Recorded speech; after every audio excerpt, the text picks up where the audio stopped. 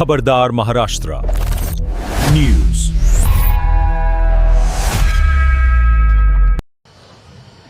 मध्यवर्ती दावताने मी गेल्या वर्षी सीपी ऑफिसच्या शांतता कमिटीच्या बैठकीमध्ये सांगितलं की जरी 2 मध्यवर्ती असल्या तर येथून सोलापूर शहरामधून एकच अहवाल निघणार भीम जयंतीचा, म्हणजे एकच मिरवणूक निघणार, लक्षात ठेवा।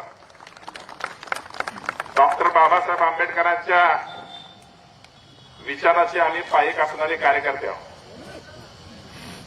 ज्या दिवशी डॉक्टर बाबासाहेब आंबेडकरांच्या